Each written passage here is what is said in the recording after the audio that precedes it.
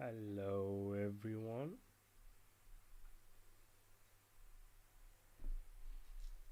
How are we all doing?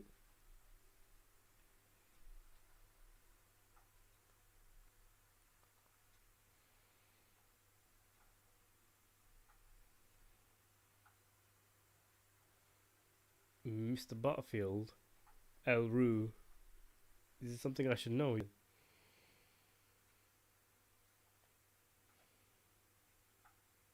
Is this a Matt Damon thing? Is it El Rue?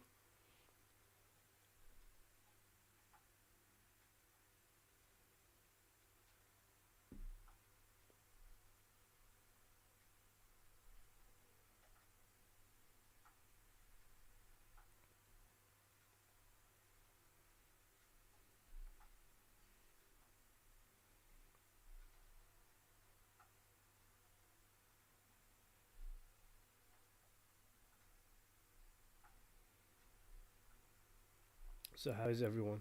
What's been going on? What's the latest? How's everyone been keeping safe with the virus out and about? Here in UK, we're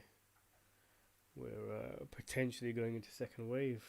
There's been uh, specific lockdowns in certain towns and cities that are going into complete lockdown, London included. Luckily, where I am, that's not the case. How's everything where you guys are at?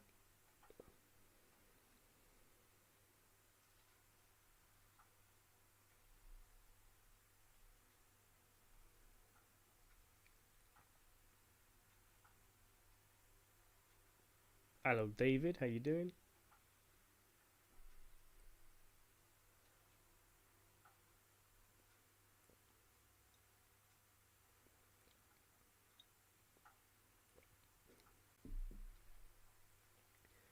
Not really, Elru.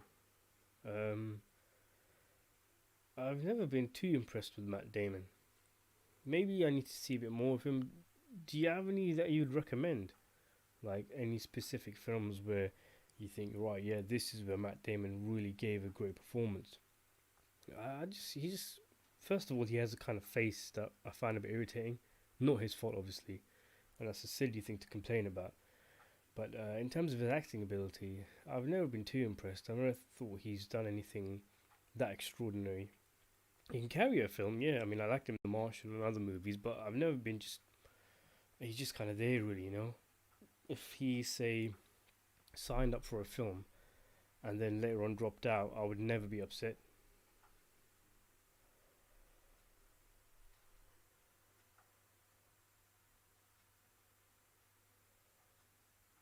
Oh, thanks, Dr. Andy,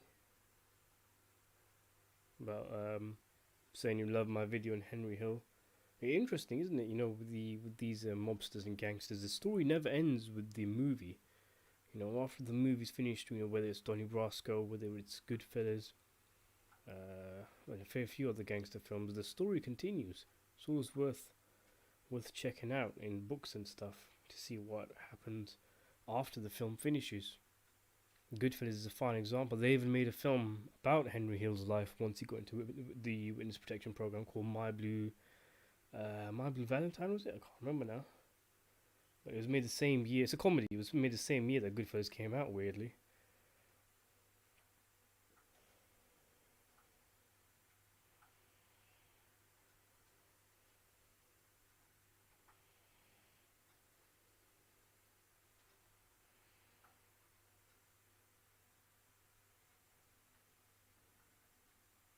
Stinkfoot 23. Nice to have you on. Team America is the best Matt Damon performance.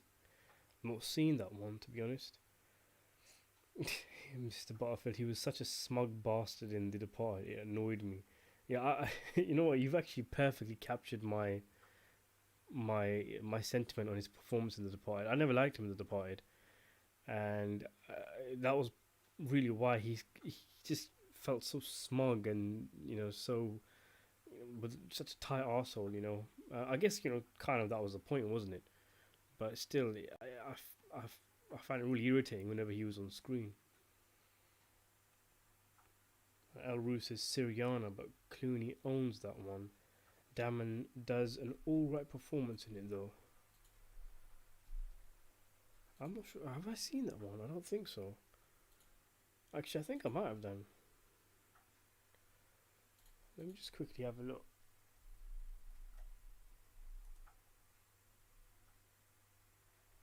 Just check my IMDb account. I must be losing it. I can't even remember the kind of the films that I've seen and the films I haven't. So yeah, I have seen this one. I gave it a 7 out of 10. So I thought it was alright, clearly. I don't remember anything. Definitely not anything that Damon did in the film. See, that's the thing. He never really has left a lasting impression on me in any movie I've seen him in. You know, even films like Good Will Hunting, The Departed, as we've already spoken about, the big hitters. It's other characters, other actors who I remember more, like, obviously, Robin Williams gave a brilliant performance in Good Will Hunting. Yeah, Stinkfoot, My Blue Heaven, that's the film I was talking about. Rosie Dew says, how about Matt Dillon? I've not seen a lot of him, to be honest. In fact, he looks remarkably similar, so much so that it's actually distracting to this British comedian and actor who hosts Would I Lie to You? I don't remember what his name was, but for a while I actually thought they were the same person. But yeah, I haven't seen much of him, to be honest. Last film I saw him in was that horrible Capone film with Tom Hardy.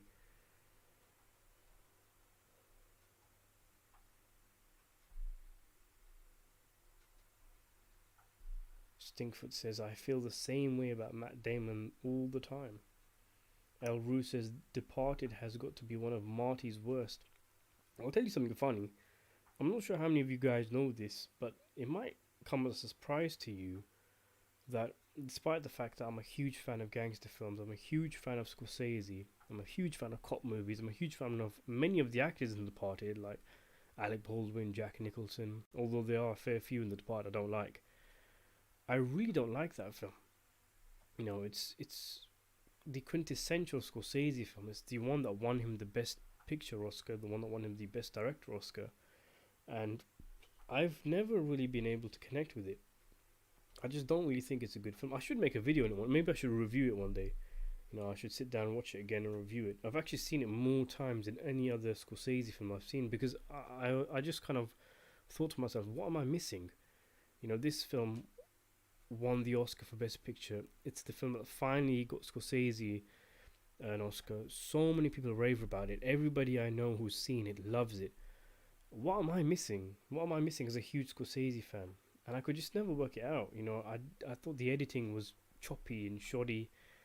A lot of the performances were half-assed, and DiCaprio, for example, screaming and squawking and all shivering, and it made Costello, Jack Nicholson's character, look like an idiot for not realizing he was the rat. The way he was acting in the film.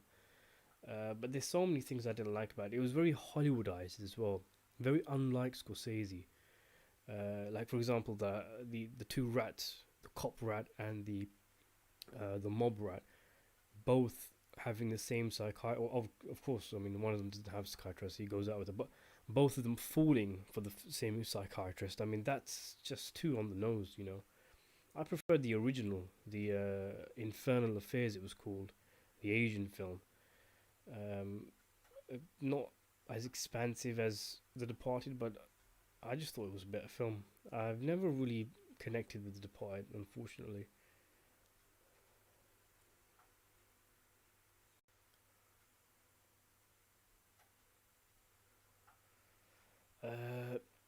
You need to watch the scene from Team America with Matt Damon in it.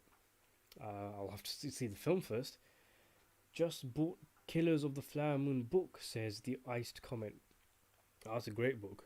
It's not a very like a Once Upon a Time book. It's not very it's not told in a kind of story fashion. It's not like the author has written it for entertainment.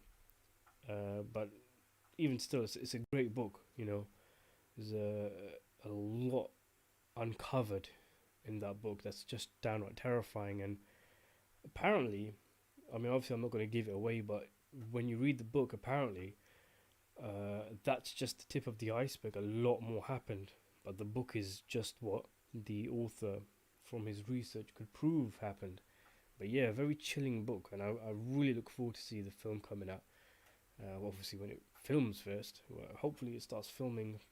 I think they said March, wasn't it? Now, yeah, so March I think is when Killers of the Flower Moon is supposed to start filming. I can't wait. It has the potential to be a an all time great Scorsese classic.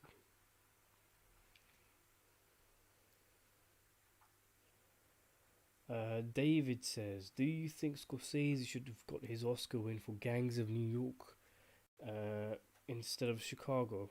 I haven't seen Chicago, so I can't really comment. I mean, Gangs of New York is a good film.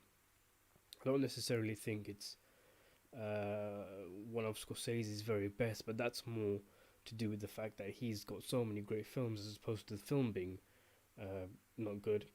It's a good film. It's a bit uneven, you know. I've covered this in a few videos, like one I did called "The Curious Case of Gangs of New York," where it feels as though there's two different films in that film. And partly is because Scorsese had a vision to make a film about the history and the riots, and producer Harvey Weinstein had another vision to tell a love triangle story between Daniel Day Lewis, Cameron Diaz, and Leonardo DiCaprio's characters.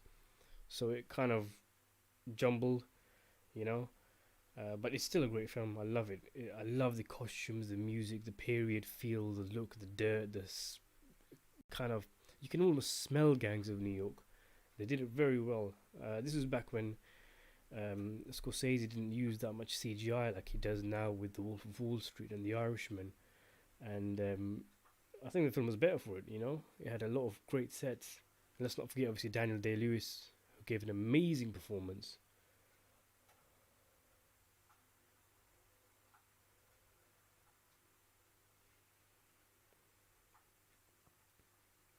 Mr. Butterfield asks, "What do you think of the possibility of death of cinema?"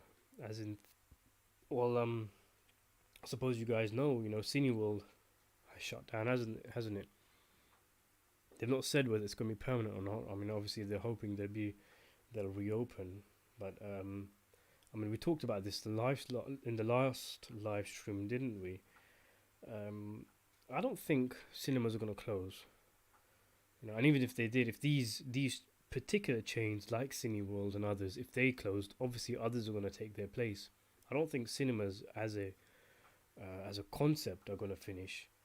Of course, you have streaming platforms and other things which could overtake them in popularity.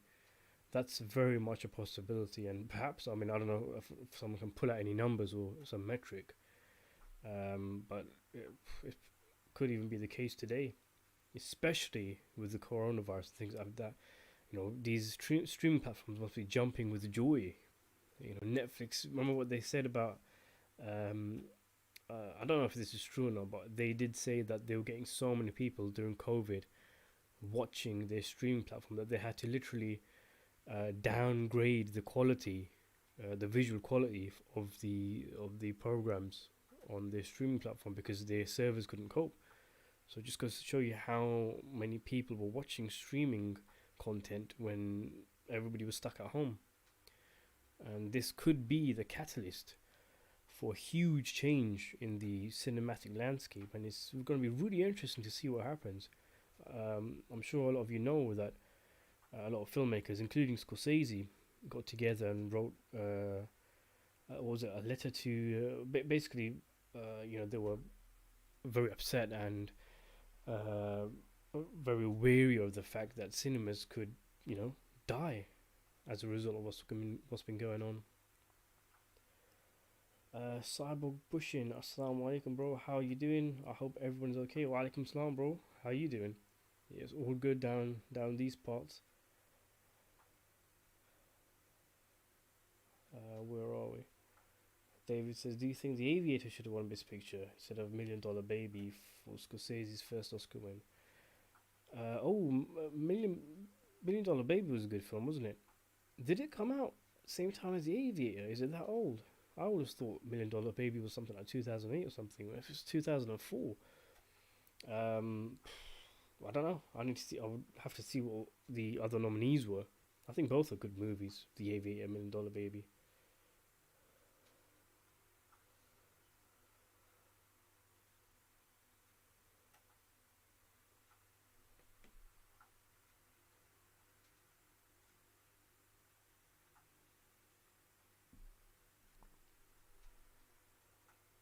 Adam says, did Paime pluck out Eddie Driver's remaining eye through the bride's arm?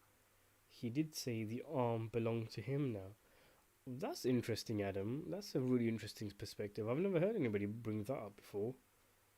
So, I mean, if you guys don't know, this is Kill Bill 2. You remember that scene where Paime has got the bride in a lock, and he says, "This arm belongs to me now." And obviously, he took out the eye of Ellie.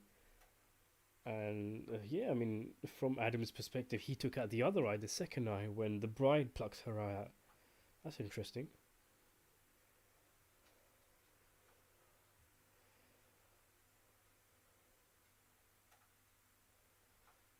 Yeah, Rosie, drive-ins again.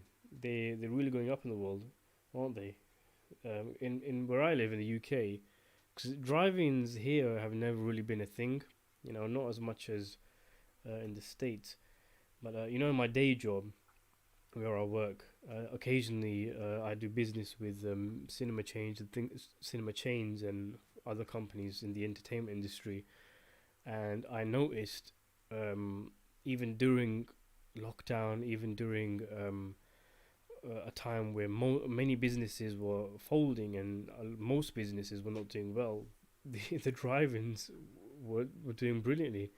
They were asking my company for more parts and asking me to design certain features for the cinema and things like that. So it's funny, isn't it? You know, it's just how fragile everything around us is, whether it's tangible, physical things like the very houses we live in.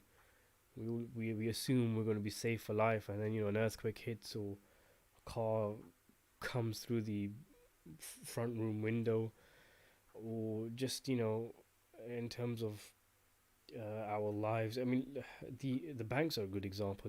We because obviously, if you look at, I know I'm going off on a wild tangent here, but I was doing some reading, and it's really interesting how money it was backed by the dollar originally, and the dollar was backed by gold, and this system was done away with during the Reagan era in the States, during the, I think it was the 60s or 70s, and from there the worldwide money was backed up by the dollar, but the dollar was not backed up by gold, it was just backed up by word of mouth.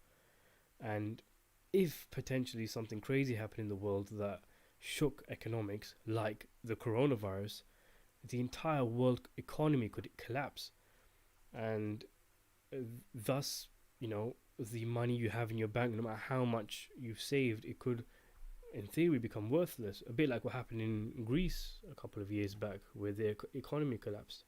It's it's quite terrifying, isn't it, to just think how fragile our lives were. There's someone I know who always gave a piece of advice. He always said to invest in gold and silver. He always said, use your money, your paper money, to buy real gold, because if and when the economy in your country collapses, that £5 note in your hand or that $5 note in your hand is going to be ultimately worthless. It won't have any value. But £5 worth of gold coins or $5 worth of gold coins has intrinsic value, because obviously the material from the earth, the gold, actually has tangible value that will never go away. It might go up and down, but it will never go away. But yeah, I don't know how I started talking about that, but anyway. Yeah, Mr. Butterfield, drive-ins do exist, and they're doing very well.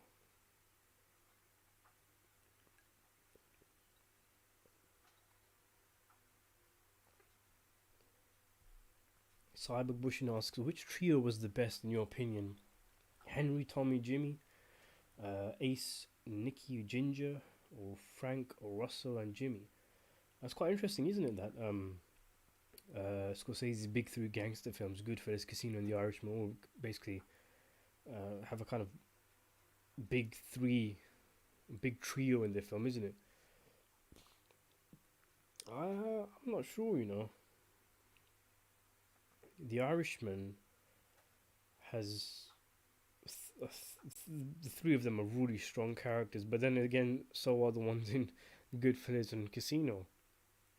I wouldn't be able to pick, you know.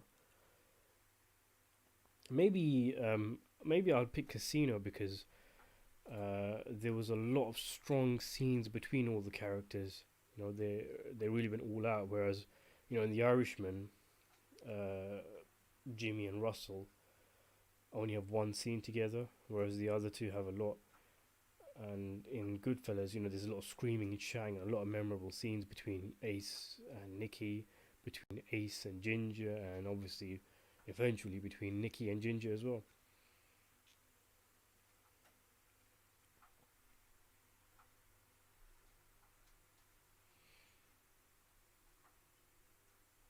Adam says, CR, can you dig Infinity War and Endgame? I haven't seen them. I do want to watch them though, but I want to do justice to the Marvel Cinematic Universe and watch all of them in order, and that's my problem. I'm so far behind when it comes to those superhero films. I don't. I'm kind of, you know, I'm not really the kind of person who watches superhero films, so I get a headache at the idea of having to sit through about 10 films before I can get to those ones. But I know I'm gonna enjoy those films much more if I do watch the others. I can't even remember where I am now. I watched Captain America 3. So I'm around about there. I've not seen Doctor Strange, Black Panther. I've seen the Avengers 2. I don't know. I think it's Phase 2 or Phase 3, whatever it's called.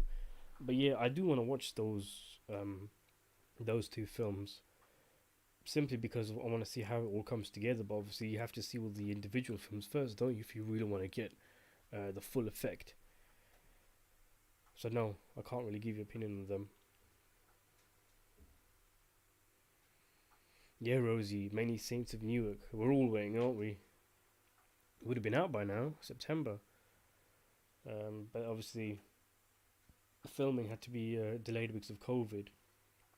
And it's going to be interesting. You know, it's going to be relevant as well, one way or another, because obviously, unbeknownst to the filmmakers who made their movie set during the race riots of Newark in the 60s, we've had race riots last year, haven't we? This year, sorry. So that's going to be really interesting, seeing how that works out. I wonder if they're going to make changes. I hope they don't. I don't like it when filmmakers cave because of real events that happen, and they chop their creativity in half because of things like, for example, Gangster Squad, for example, a movie which I still haven't seen, by the way. It looks really shit, but I heard that arguably the best scene in the film was going to involve a shootout that they had filmed that was going to occur in a cinema, so a theater. And when this thing about that guy who dressed up as Batman or the Joker, whatever it was, and started shooting up a cinema a couple of years back, when that happened, they cut that scene out of the film, which I always found strange. Because, you know, I mean, I get it, but you're caving ultimately, you know. I mean, who's gonna make that link? You know, it's not as if someone's gonna blame you for that occurring because that's already happened. You know, you've done it afterwards, and uh, how many people are actually gonna say you're using this real world event to boost your film's PR because obviously you've already filmed it? I don't know, man, but it's gonna be interesting to see with Many Saints if they keep it as it is, as it's supposed to be.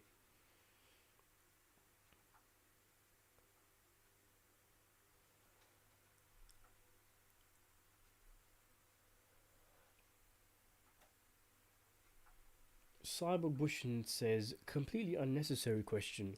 How do you feel about Hollywood actors lecturing people about voting, life, and other stuff? I think some of them should keep their mouths shut. Well, I mean, I suppose everybody's entitled to their freedom of expression. Yeah, everybody can say whatever they want to say. And one problem I have is hypocrisy. Definitely, like Leonardo DiCaprio going on about saving the planet and staying green and all of this stuff when he uses private jets and things like that. So hypocrisy is one thing that grinds me. It grinds my nerves.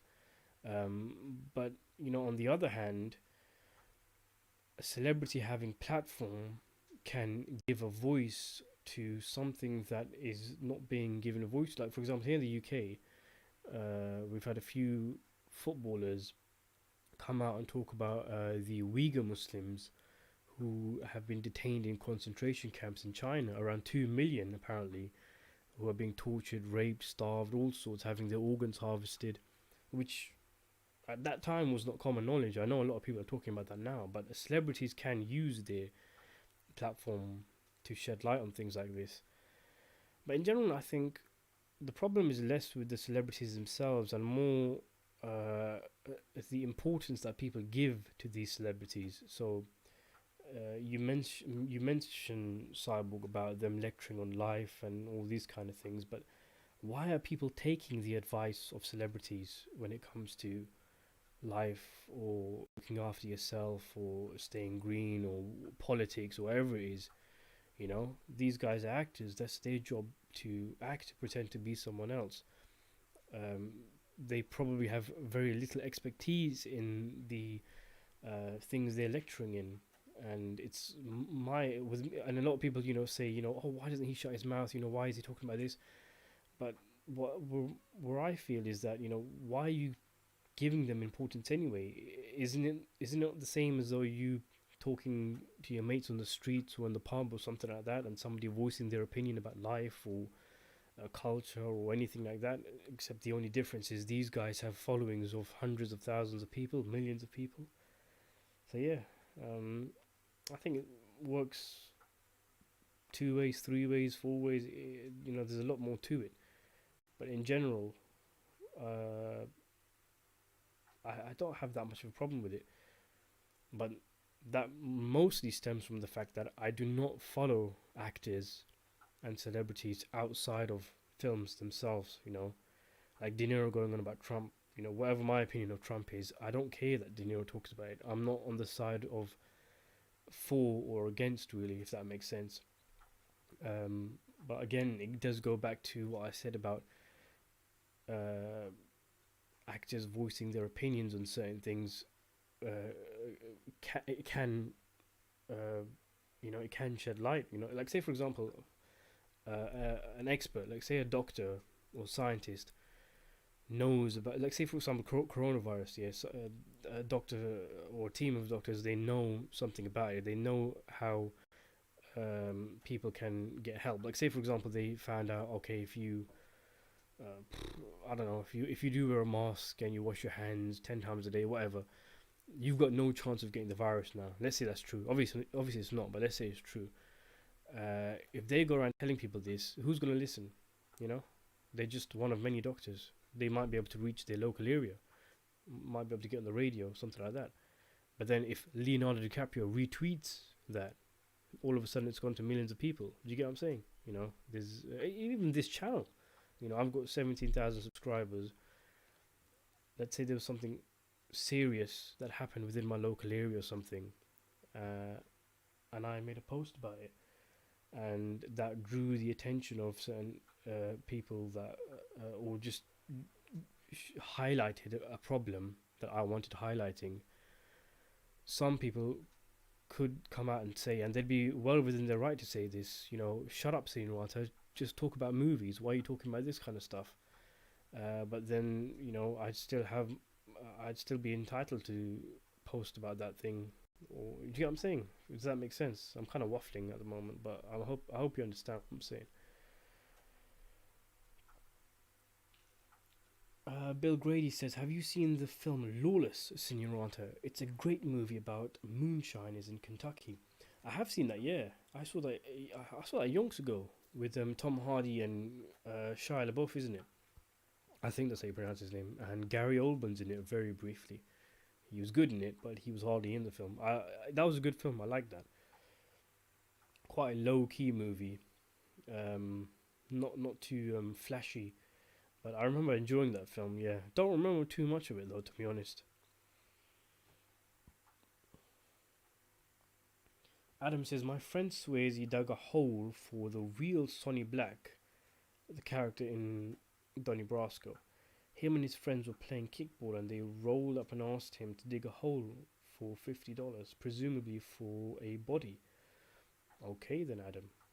But you know, I'm kind of jaded when it comes to these kind of claims, because obviously I've made a lot of videos on gangster movies. A lot of people say that, oh yeah, I knew Frank Sheeran personally, or Russell Buffalino was my dad, or Donnie Brasco is me. You know, I don't know. Who knows? Some of them might be true, some of them might not be. I know a few of them that have been true, for definite. Like I was actually contacted by Russell Buffalino's nephew, the guy who Joe Pesci plays in The Irishman, Russell Buffalino. His nephew in real life saw one of my videos and contacted me, and we spoke quite a lot. And we were speaking about The Irishman, and the stuff that he said was not true. He said that a lot of the film was not true, but he said one of the things they got right in the film was the demeanor of Russell Buffalino. He said that Joe Pesci played him perfectly, and he goes that scene where Russell is sitting with Sheeran in the bowling alley, and he calls over Peggy, and he tries to kind of make small talk with her and stuff. He goes, that was eerily reminiscent of his own childhood, because they knew that Uncle Buffalino was a powerful man. He was a man that we're supposed to respect, that mummy and daddy say that, go shake his hand, go say hi to Uncle Russ. And he goes, that was a scene very reminiscent of his childhood, and it felt very real. So that was interesting. But a lot of the film, he said, was not, well, to his knowledge, it was not true. He does not. He thinks Frank Sheeran was lying about a lot of it, but he does admit he does admit Sheeran and Buffalino were close, but he thinks Sheeran was a bit of a dodo, like he wasn't very intelligent. But I do get that from the film. I think, because one of the sins of Sheeran essentially is not to be introspective until very later on, and not to question the actions he's doing, isn't it? But yeah, anyway.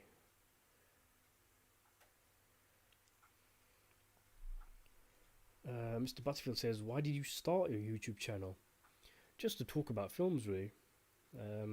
I used to, as I've mentioned in the past, I used to, because I got no one to talk to movies about, not really the kind of films I watch with people around me. Like my friends are into all these, superhero films and stuff like that. I started talking online on this film forum, at the IMDb forums, which I loved posting on, because there was a forum for each individual film. Any film that had a title on IMDb had its own forum, so you could hop in or create a discussion. It could last years. It was brilliant. But they closed that down, and then I had nothing to, there was no one to talk to. So I got a few ideas here and there. I remember I started a blog, but I kind of felt like I was just talking to the air, And then I started with the YouTube channel, and then that started to pick up, and eventually took off, and well, here I am. Cyborg says, I'm watching The Boys on Amazon Prime. It's so hilarious and dark at the same time. I really recommend it. Yeah, I like season 1. I watched season 1. I thought it was really good. I've not seen season 2 yet. I've heard it's more of the same. But I really enjoyed the concept and the execution of the concept of superheroes existing in real life. I think that's the best so far I've seen in terms of trying to bring superheroes to the real world. Especially the whole commercialization of it, and how they essentially become like toys. It's basically a metaphor, isn't it, for Hollywood actors or any real, singers, rappers, whatever, just the entertainment industry. I'm looking forward to season 2. I reviewed season 1, by the way, if any of you guys are interested. Season 1 of The Boys on the channel.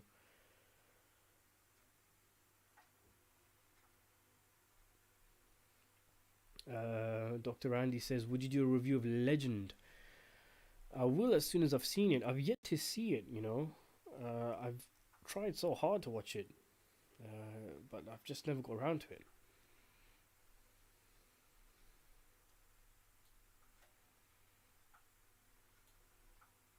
Cyborg says, Rocky Balboa or Jake LaMotta? Well, I mean, the two are not comparable, really, are they? Balboa was a fictional character, and LaMotta was a depiction of a real person. I don't know if you know this, but they both fought, didn't they, in a film called Grudge Match? You know, I think it was made in 2013. I think the only reason the film exists is because someone somewhere, some studio executive thought, imagine if we got Rocky and we got LaMotta, the two most famous characters in the two most famous boxing films, and they had a boxing match together. That's the only reason I see the film existing, because it's a film where Sylvester Stallone and Robert De Niro play these two old has-beens who have a boxing match together, and it was pretty shit. I don't really remember much of it. It was kind of lame, just like a lot of De Niro's movies at that time.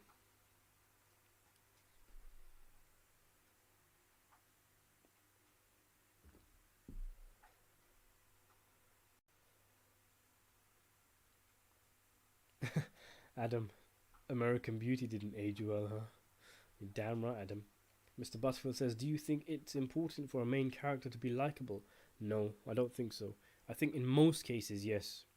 Like, if you're watching a mainstream a movie, like an adventure film or something, like, say, Lord of the Rings, or not even Lord of the Rings, but, you know, just in general, you know, let's say you're watching a kid's film or a family film, whatever.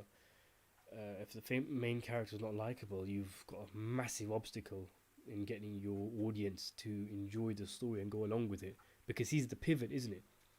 Even a filmmaker like Martin Scorsese understands this when he's making a film like Goodfellas with horrendous characters, evil men.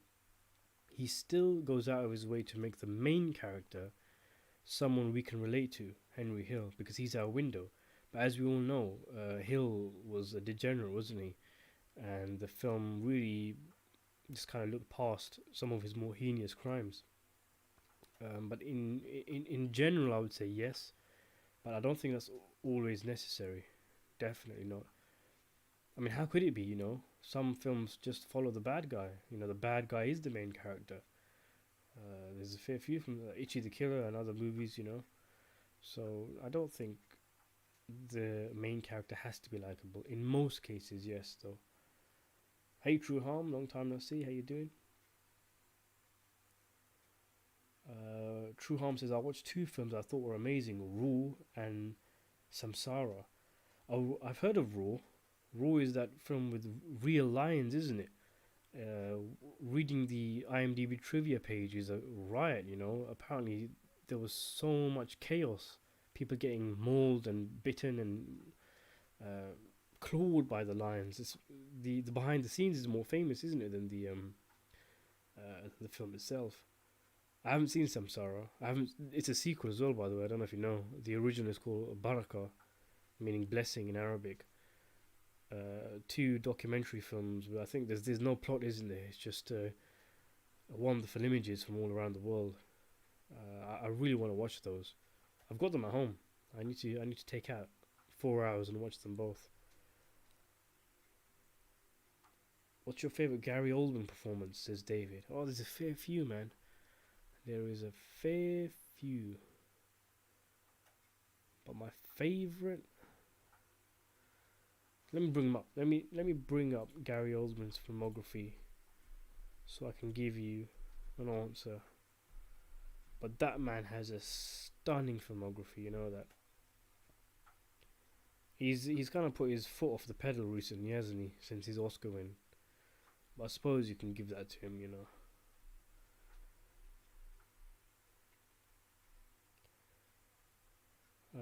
I still haven't seen State of Grace.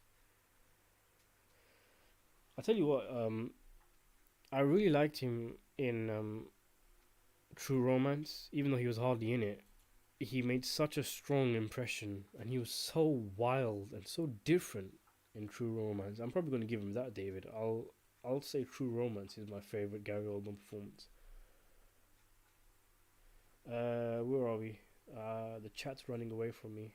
Just a second, people.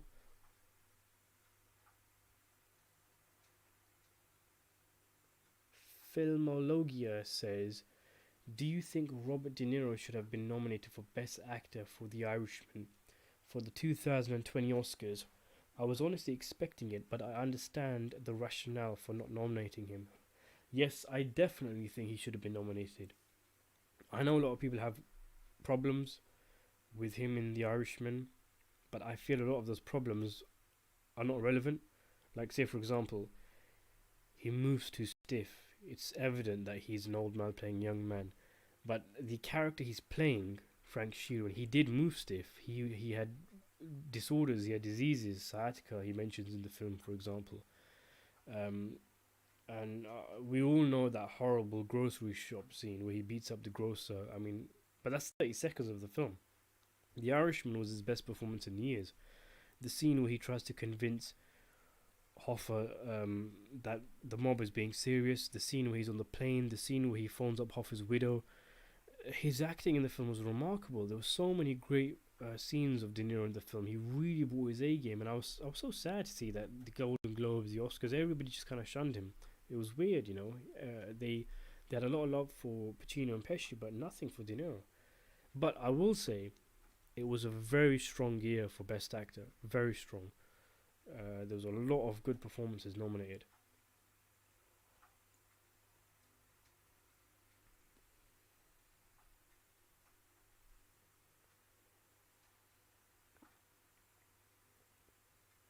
Oh yeah, True Harm's asking, how many of you guys here use Discord?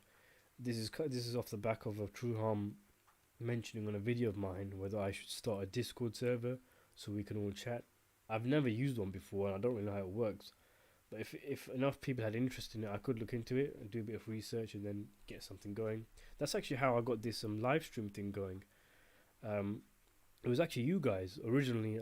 People were saying that you listen, set something up, get some live streams going so we can start talking live, at the same time. And that's why I got this stuff set up. A lot of the changes on this channel and the evolution of this channel, it comes from you guys. I'm just kind of there, I just do what I always do, just blag and blag about films. But the changes often comes from you guys. Jonathan Goodboy says, did you watch Blood Feud with Robert Blake as Jimmy Hoffa? It's a movie that focuses on Hoffa and Robert Kennedy's feud. I haven't seen that, no. I've never even heard of it.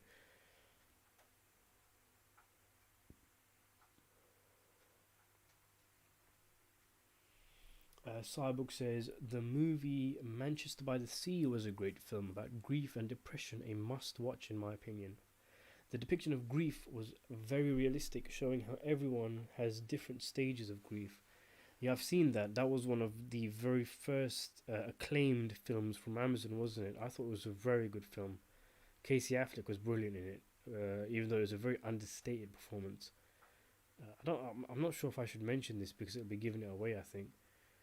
But there's one scene in that film that just made the whole film for me. And I think anybody who's seen it knows what I'm talking about. Not the fire, but something that happens. Basically, the one line that Casey says that just really sold that film for me. But that's a good film, worth checking out. Manchester by the Sea. Yeah, Martin W says, "Hey Ronta, man, I still think about that Squidward laugh you did once." Well, thanks a lot. Glad to see I've left an impression.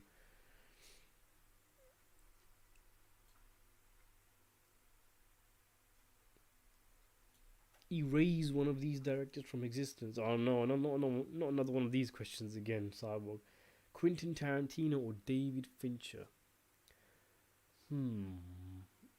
I would pick Fincher because, I'm not the biggest Tarantino fan around, but I'm a big fan of his first three films, and I also got a lot of love for Kill Bill, and his other films like Inglourious Bastards, Django. They've got good strong scenes here and there. But I like David Fincher's films, but I've never really considered myself a David Fincher fan. You know, I always look out for his next film, but I don't know. You know, I don't think I'm as strong with him as many people are. I have no idea why. So yeah, I'd erase Fincher's just because of Tarantino's strength in his early days. Stinkford says, "Have you watched Midsummer?" No, I haven't. No, I do want to watch that. I watched the director's other film, Hereditary, which I thought was very scary, very strong, and I'm looking forward to seeing that film.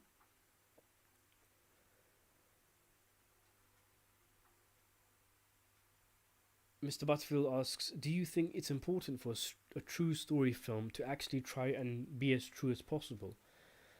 I think it all comes down to intention. Is the intention of the filmmaker to make the story as true as possible, or even if we disregard intention, are they claiming that the story is as true as possible? You know, um, because with most films, they take liberties with the truth, which they're entitled to. You know, hence based on a true story, as opposed to saying this is a true story. But like, say for example, if a director said something famous, some event happened, and the director said, "All right, I'm going to make a movie, and we're going to make it as true as possible." And you know, the before the film starts, it says this is a recreation of real life events and all that kind of stuff. And then it turns out the film is full of shit. You know, there's a lot of fake stuff in it. Then I'd have problems with it. But in general, no. You know, if there's a lot of falsehood in the film, things that aren't true. You know, nowhere did the filmmakers or the film itself claim it's a documentary. You know, you don't watch movies to get the truth from things. You know, movies are not documentaries. Unfortunately, people do watch movies and take things from them as the truth. Hence, why propaganda exists. You know, the CIA have their hand in many American films, and other countries like Russia and whatnot have their intelligence services play a part in the making of their movies. So I mean, it works definitely, but I don't really think I would never condemn a film for making mistakes or cutting corners with the truth, so long as it never claimed to be telling 100% of the truth. I mean, the filmmaker that I talk about a lot, Martin Scorsese, he's a good example of that. If you want to see Henry Hill's life as it really was, Goodfellas is a terrible film. Then there's so much of that wasn't true. They say the prison scene is completely wrong. They never had it as good as that. The mobsters, even in their heyday, but it works for the film. Scorsese never said he was making a 100% truth story. So yeah, I don't really have a problem with that, so long as it's never claimed that they are telling a 100% true story.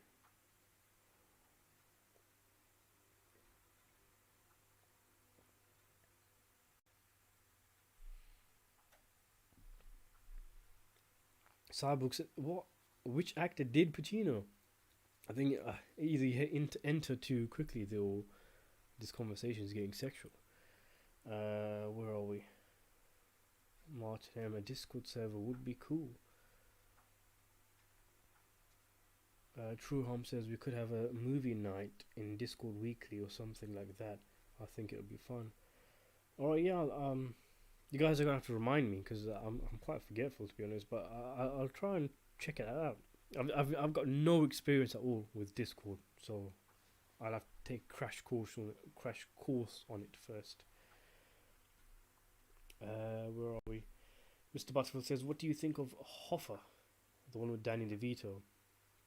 I liked it. I thought it was alright. Um, I've done an in-depth review of it on the channel if you're interested. But in general, what I didn't like was Danny DeVito's character, because I thought he was so prominent and he was a combination of different characters. It was more like a buddy film. It was like Hoffa and Danny DeVito. You know, Hoffa's in a scene with Robert Kennedy, and then there's Danny DeVito. Hoffa is murdered in one of the most infamous, disappearances in American history, and Danny DeVito is in there as well. Hoffa's talking with his wife, and literally Danny DeVito is there as well.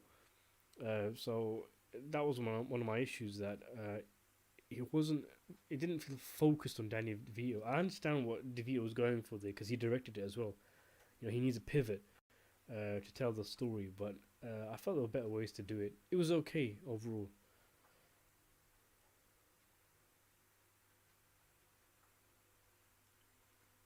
Cyborg says, which actor was a better sidekick to Al Pacino? Andy Garcia, Keanu Reeves, or Johnny Depp? I say Johnny Depp. I thought they made a really good duo in Donnie Brasco. Billy Grady says, Sierra, what do you make of Taylor Sheridan? He wrote, directed Hello High Water, Sicario, Wind River, as well as the television series Yellowstone, which is the best which is the best series I've ever seen since The Sopranos. Well, those are some strong, famous projects. I've seen Hello High Water. I've got a review coming out on it in quite a while.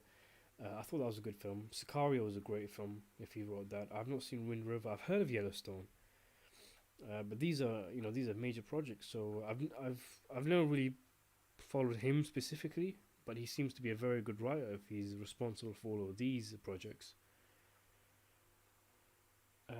Jonathan Goodboy says, if Scorsese could have made the Sinatra biopic in any point, when do you think he should have done it? What you mean, when in Sinatra's life or when in Scorsese's career? Because if it's Scorsese's career, then I would say it depends on what cast he wanted. Because I did hear that he wanted guys like Pacino and De Niro in the film to play, the Rat Pack.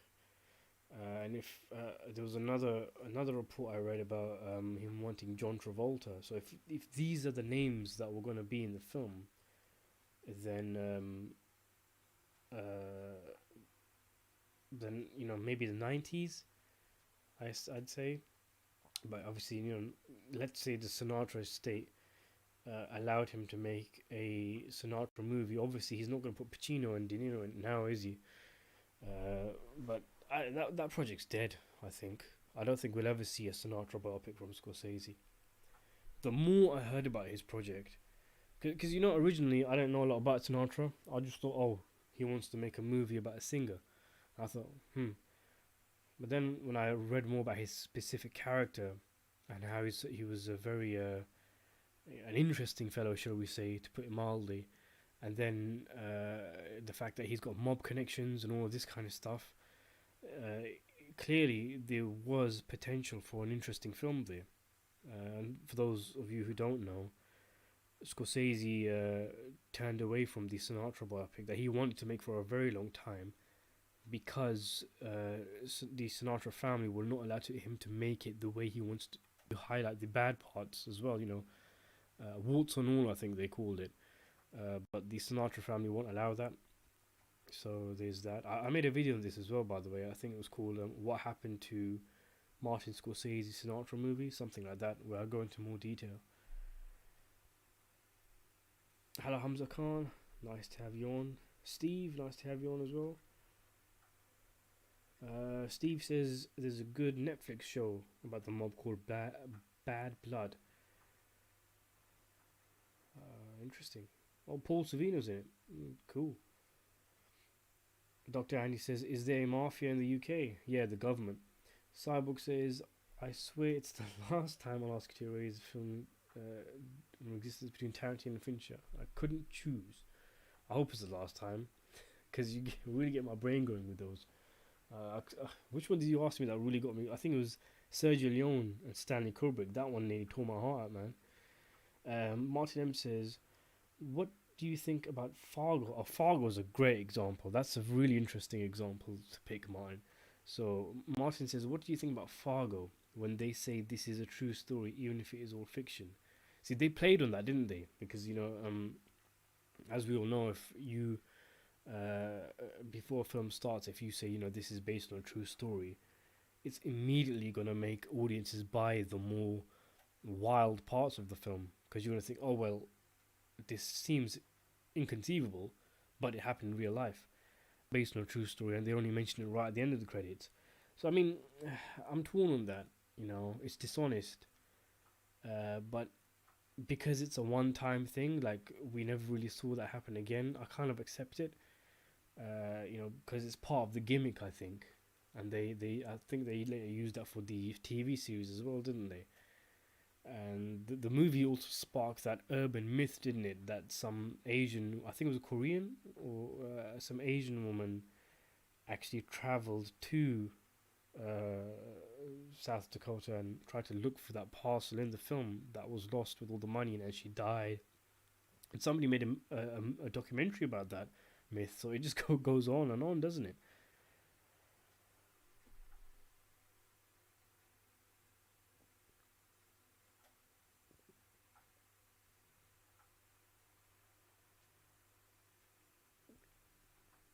Cyborg says between Jack Nicholson, Mark Hamill, Heath Ledger, and Joaquin Phoenix. Is that how you pronounce it, guys? Joaquin Phoenix. I say Joaquin Phoenix, and everybody laughs at me. Well, I've never heard anybody pronounce it. But anyway, who do you think was the better at portraying, sorry, the Joker? Well, I mean, uh, I haven't seen Suicide Squad, by the way, so I can't comment on that. All of these guys gave great jobs in the specific projects they were in. You know, like if you took Heath Ledger's Joker and you put him in the 1989 Batman film, it wouldn't work because he doesn't fit in that cartoonish kind of comic book universe. His Joker fits in the real world one, and you know vice versa. And if you you know, but so what I'm basically saying is I think they all did a great job. My personal favorite, I'm not going to include Mark Hamill because that's different. You know, I've got a lot of nostalgia for Mark Hamill because I grew up with the Batman cartoons, but because he's a voice actor, we'll put him to a side. Uh, I would probably say Phoenix is my favorite, but I guess you could say that's because the whole film is focused on him and there's a lot of development for him. But I mean, Heath Ledger was amazing, wasn't he? It's difficult to decide between the two of them. Not got nothing against Jack Nicholson, but you know that is just one of the many wacky Jack Nicholson performances.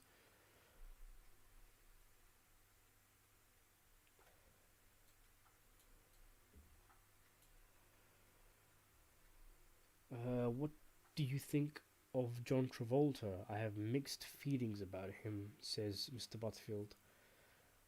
I don't know, to be honest. I've seen a few films that I thought he was pretty good in. I've seen a few films that I thought he was really overacting. You never really know what you're gonna get with John Travolta. Like I watched this film recently, and I've just finished up doing my review of it. What was it called? It was called A Civil Action. I think it was released in 1998. It was a courtroom drama, and I thought he was really good in it. He was very strong in that film, and he's very reserved under the radar. And then you have films like Face Off, where he's very over the top. It's a very bombastic performance, but it works for the film. And then you just have some really, like recently, you know, he's one of these actors that's basically dropped off the deep end, hasn't he? Because his performances in recent films have been shocking. I've not seen The Fanatic, but I've heard so much about that film that he was just shocking in that film.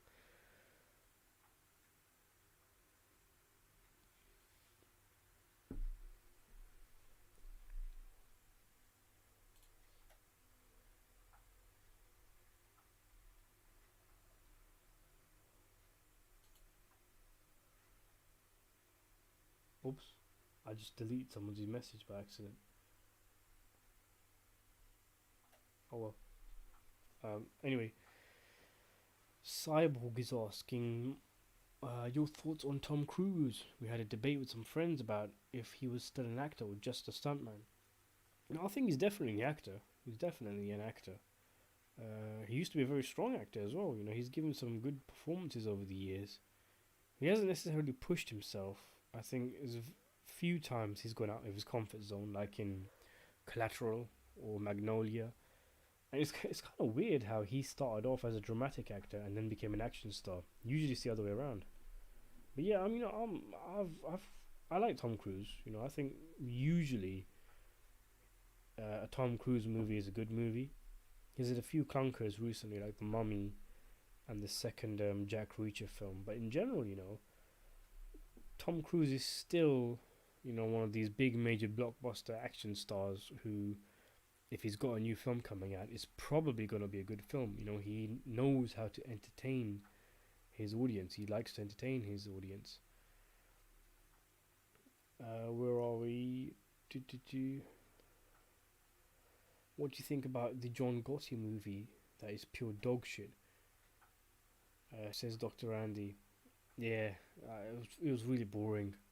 It had no flavor to it, nothing, Because I've seen a lot of mob movies, and there's a lot of times where you can take something from them. I've seen a lot of bad ones that, okay, the films themselves are bad, but because they were played by guys that were really from Little Italy or whatever, they had a level of authenticity to them. So that's something that the film had, a trait, authenticity.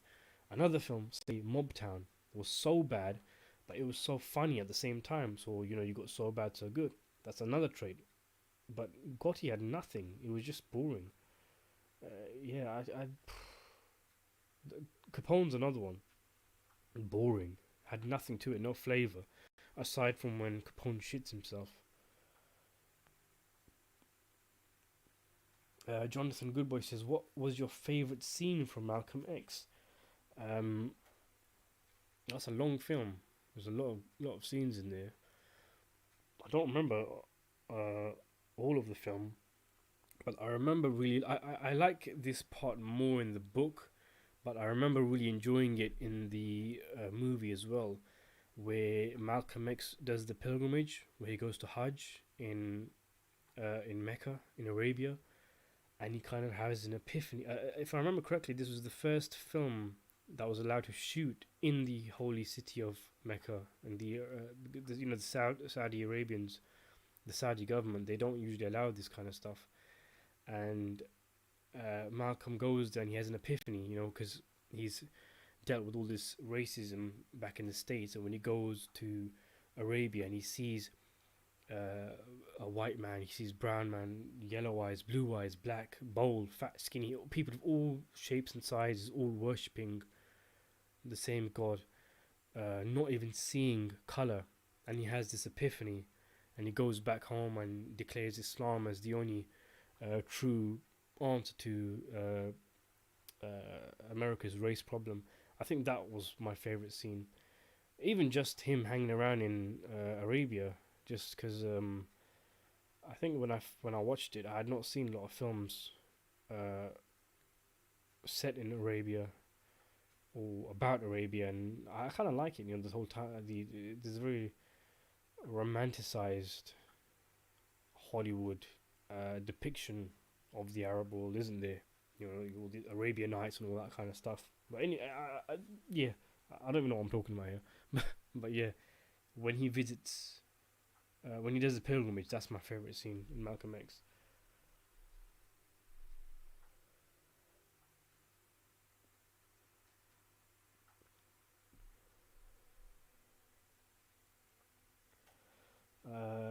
Stinkfoot says, "I've just bought Boy in the Plastic Bubble. It's so bad, it's great."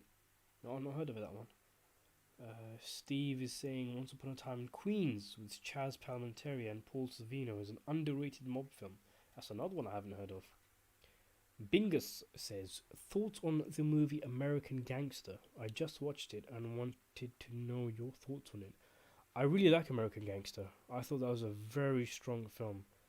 It's one of those where if it's on TV, even if it's halfway or whatever, I will stop flicking through the channels with the intention to just watch the scene that it's on, but then I'll end up watching the whole thing. I think it's a really good film. I like that film. What do you think of it, Bingus?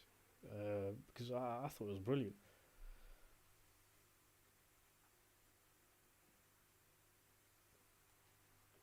I'm not sure if it matters which version you got, because obviously one of the irritating things with Ridley Scott's filmography is that there's so many versions of his films. And I remember one version I watched of American Gangster that had a completely different ending to another one. And one of those endings was so strong and it really resonated. I loved what it was saying. I mean, without giving it away. And the other one was just kind of so-so. That's good. You enjoyed it. Tarek Rubani says, I met Sir Ben Kingsley, and he's such a nice gentleman. Are you a fan of his work? Any favorite performance or movie? I am a fan of Sir Ben Kingsley. Um, I see. It's interesting you say he's a nice guy. I've heard a lot about him. I don't know maybe if there's some kind of vendetta against the guy. But I've heard that he's quite stuck up and he forces people to call him Sir Ben and things like that. But his cameo in The Sopranos shows that he's not afraid to make fun out of himself. So I think a lot of that might be taken out of proportion. But to answer your question, my favorite Ben Kingsley performance is a film that was released in 2000 with Ray Winston called Sexy Beast. Now, it's a stupid name for a film. Don't let the name put you off. It's a brilliant, brilliant crime film about a guy called about there's a guy. Ray Winston plays this former thief, like a jewel thief or something, who's retired, who lives in Spain, sunny Spain, and his old boss sends someone to come along and collect him to bring him back to the UK to take part in another job. That someone is unhinged, deranged, and his name is Don Logan, and he's played absolutely brilliantly by Ben Kingsley, who, if I remember correctly, was nominated for an Oscar for the performance. He's so scary in that film. It's brilliant. And for those of you guys who have seen Sexy Beast, I've done a analysis on Don Logan. I can't remember what the video is called, but if you type in Don Logan Cineranter, I've got about I think, a 8-minute analysis on his character, which because I found his character fascinating. He's amazing in that film, and it was such a strong character. But that's my go-to answer when anybody asks me what's my favorite Ben Kingsley performance.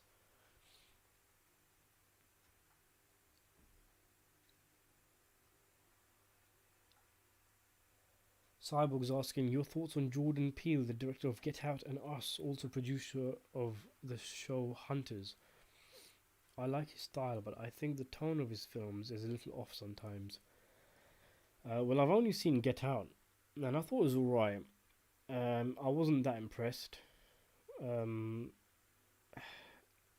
Because one of the things I mentioned in my review, I don't think I've released my review yet, but I remember recording it a couple of weeks ago. It didn't feel like it felt like a good film to watch. You know, if you're a teenager, if you're going out with your mates and you're on a night out, and you want to watch a film that's a bit of blood and a bit of scares, a bit of tension, a bit of mystery, suspense. It's a popcorn horror. Maybe I watched it at the wrong time in my life. Like I watched a lot of horror films, and the bar had been getting higher and higher for what I deemed to be a good horror film. And I watched Get Out, and I wasn't really that impressed after hearing so much about it. I do wonder if the film would have the praise it had the the race aspect not been part of it, because obviously that plays a big part, as in the discrimination and racism against the main character who's black. But aside from that, the film doesn't have too much going for it, in my opinion. Obviously, doesn't. I thought it was alright, but not. I wasn't going crazy about it, and I haven't seen any of his other projects.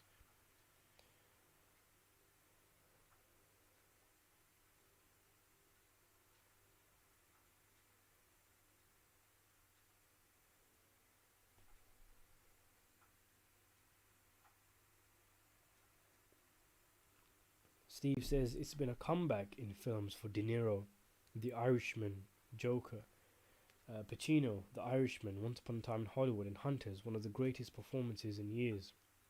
Yeah, it's good news for De Niro and Pacino fans, because we've been getting so much shit. Those two guys. I mean, they can do whatever they want, but still, we're the ones who've been watching these films, and these films they've been releasing the last 20 years have been terrible. But there's so many actors who just kind of go off and die into the B movie world, where they just release a lot of rubbish. We were just talking about Ben Kingsley. Ben Kingsley does the same thing. and there was nothing to suggest that De Niro or Pacino would ever give us some great performances again or star in really good movies, but they did that.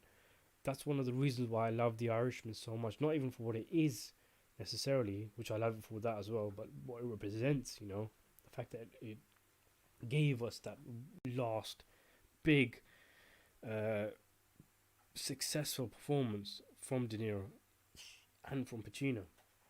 And then, like you say, De Niro was in The Joker as well. Pacino had a TV series come out, and he had a little cameo in Once Upon a Time in Hollywood. De Niro was gonna do the next Scorsese film, Killers of the Flower Moon. I mean, these guys, like you say, they've got a comeback. They've had a little comeback. Come on. Binger says, do you think Pacino deserved his Oscar for Scent of a Woman, or do you think he only got it because he hadn't won one yet? I think the second thing, the latter. It's one of those where the guy's done so much, and a bit like with Scorsese's win for The Departed. It's almost an honorary Oscar.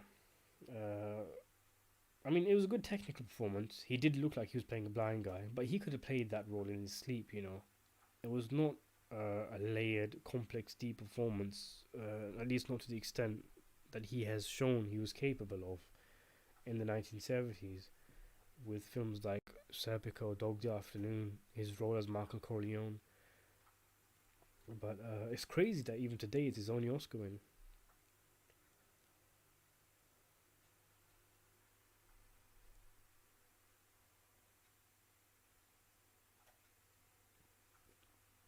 Cyborg's asking, what's your favourite track in Red Dead Redemption 2? May I stand unshaken, see the fire in your eyes, that's the way it is. Between those three, I'd say May I Stand Unshaken. But in general, I like the music that plays while you're playing. Like, I really like Paying a Social Call. I like Bank Robbery. I like American Venom. Prison Break, and Jim Milton Rides Again. But there's a lot of great tracks from that game.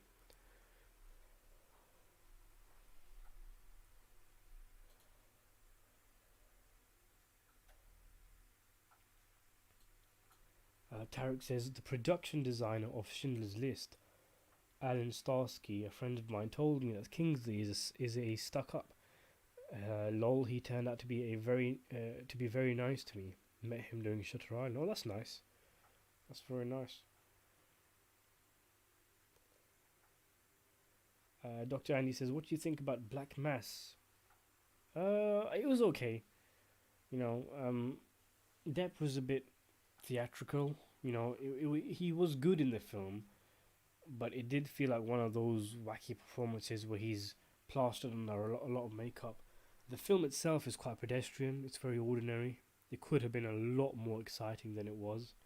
And I felt perhaps the most interesting segments, like when Whitey was on the run, they just skipped past all that.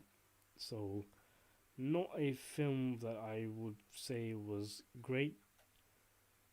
Not even a film I'd say was good, really, to be honest.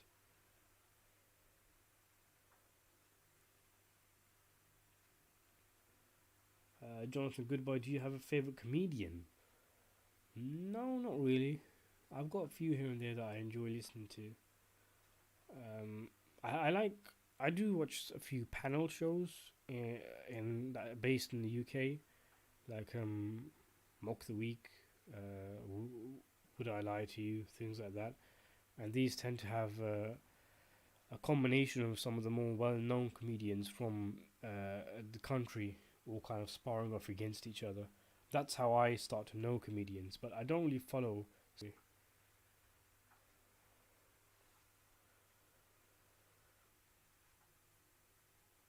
Steve says other De Niro performances, War with Grandpa and the upcoming Comeback Trail. Yeah, I've seen War with Grandpa.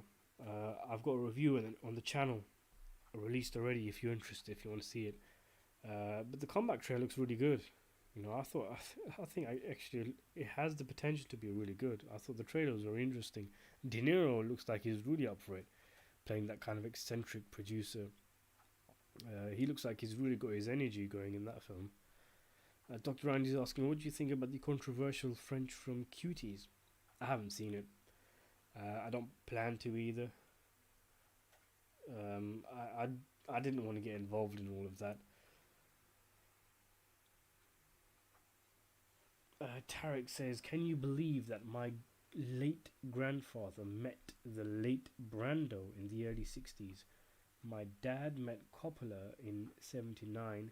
I met De Niro in 2009. We never got the chance to meet Pacino. Well, that's pretty cool. Where did you meet De Niro? Was it like at some convention or something? On a film set? Do you work in the film industry, Tarek?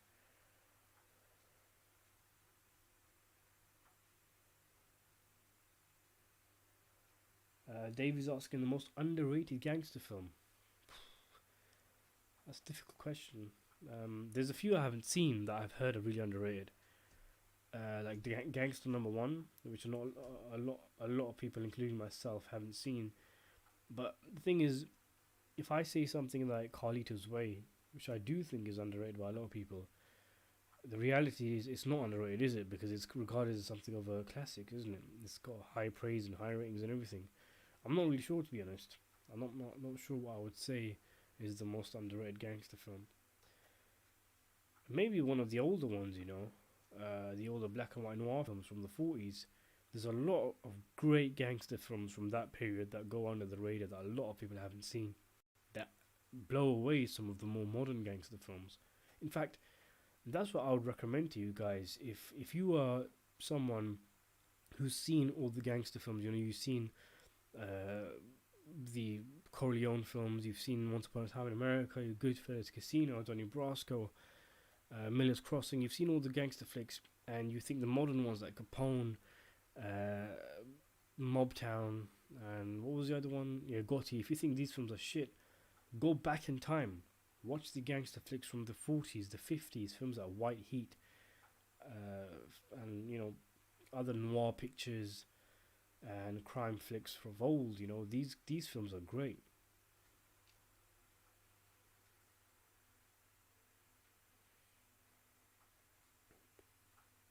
Cyborg says, in my opinion, Martin Scorsese is the greatest filmmaker of all time.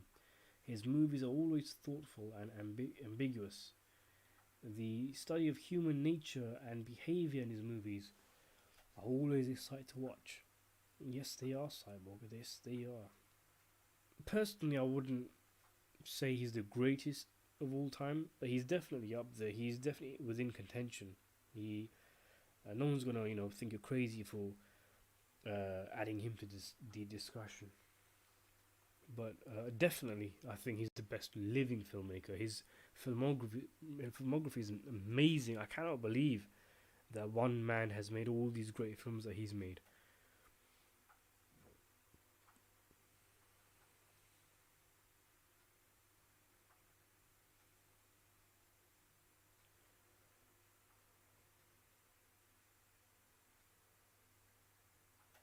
Jonathan's asking, what tends to interest you first, character or plot? I suppose it depends on the movie. If I'm looking for a film to watch, um, I guess sometimes the plot outline just kind of hits you. You get a spark and you think, oh wow, that sounds interesting. Sometimes it's this film is a study of this real life character who did such and such. I mean, it depends. It depends on a lot. In general, though, when I look back on my favorite films, most of them tend to be character orientated as opposed to plot orientated. So I think that answers the question. Billy Grady says, Senior Ranter, I'm currently making my way through Cormac McCarthy's novels and wondering if you have read any of his work. He's responsible for No Country for Old Men and The Road, as well as for Blood Meridian. That's pretty cool. I've not read any of his works, no. But I've seen No Country for Old Men and The Road, and it does seem as though those films have got good source material for the basis for their success. I've heard a lot about Blood Meridian, and I've I can't. I think I try to download it or buy it off Amazon or something. I need to get around to it. I've heard so much about that book. Have you read it, Billy? Would you recommend it? Because apparently it's just mental, isn't it? It's just wild. Like it goes down a very dark, deep place. I heard I don't know how if this is if there's anything concrete in this, but the guy who made SZ Craig S Slater, I think that's his name. The guy who made a Bone Tomahawk. I heard he was gonna adapt Blood Meridian, and people were getting really excited. And that's actually what caught my attention where I heard about the book. Um, but yeah, uh, he's a good director as well. Slater.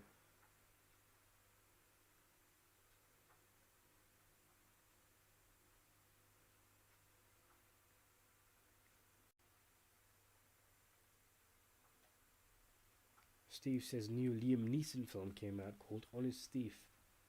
He's a legend. He's going to be like Arnie and Sly doing action films in his 70s. That's really weird, isn't it? You know, I don't think any of us in the 90s or the 2000s would have even excuse me, would have even dreamed that could have even fathomed that Liam Neeson of all people would become an action star, and at this age as well. You know, just the crazy success that he gained just from being in Taken. You know, good for him. You know, he's making cash, easy work. I did hear him say that he was going to stop with the action films. This was a while ago. This was a couple of years ago. So clearly that hasn't happened. But I do miss seeing Liam Neeson give proper dramatic performances in serious films, because this guy is a seriously good actor when he wants to be. It's bizarre that he's an action star now, and it's almost sad that a lot of young people I know only know him as an action star. They don't know him as Oscar Schindler or the various other dramatic performances he's given over the years. Excuse me. Yeah, Daniel. Brawl in Cell Block 99 is a good film as well, isn't it? I like the other one he did as well. The cop one, Dragged Across Concrete. It was really long, like 3 hours long, but I thought it was good. Starbuck says, your thoughts on a Game of Thrones? Oh, please, Starbuck, no, not a Game of Thrones prequel. We don't need that. We just don't need it at all. And who would do it anyway? I hope not the two guys who destroyed the actual Game of Thrones series.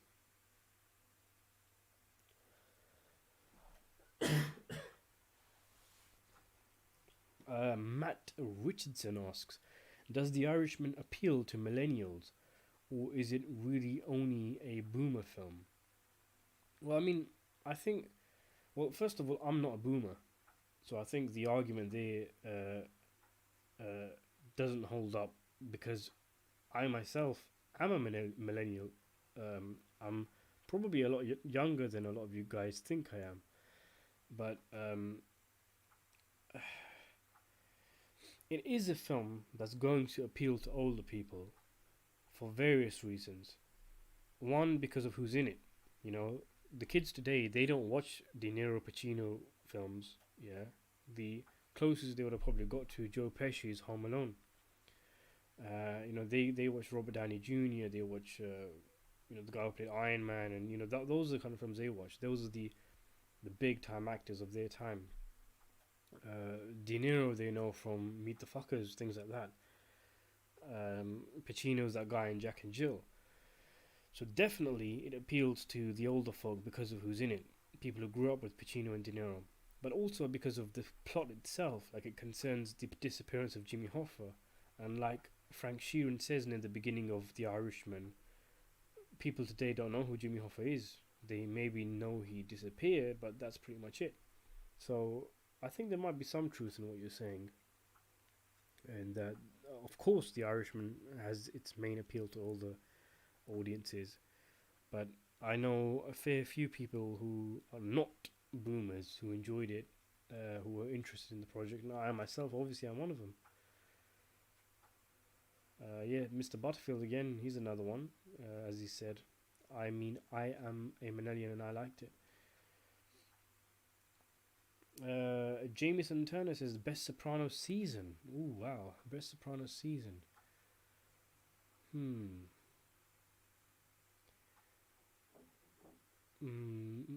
That's difficult, you know. Maybe see they all have their things, don't they? You know, the later two have the dark and depressing tone. The Phil Leotardo character, who's one of my favorites. When does Ralph come? Ralph gets introduced in season 3, I think, isn't it? You know, he was a brilliant character. Richie Aprile was season 2. That's a really difficult question. You know, they all have their strong points. Maybe season 4. The one I think that was the one where excuse me, where Ralph made that joke about Ginny's butt, about the mole on her ass, and things kind of kicked off from there. Maybe that one, because maybe that's where you had characters like Johnny Sack really peaking. But I mean, the later seasons brought some strong characters into the mix. It's hard to say, you know. Cyborg says, "What was the first movie that left a strong impression on you?" First, it was Aliens, James Cameron's Aliens, and then The Good, the Bad, and the Ugly. The Good, the Bad, and the Ugly I watched when I was really young, and it kind of proved to me how good films can get. You know, I did not know films could get this good.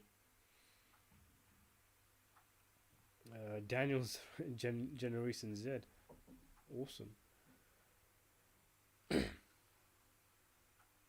Tarek says, I work in music and my dad has a film and music production company. We premiered our animated drama film from the Middle East at the Doha Tribeca Film Festival 2009. That's where I met De Niro. Oh, that's really cool. Congratulations there, Tarek, on your film and meeting De Niro. Good luck to you.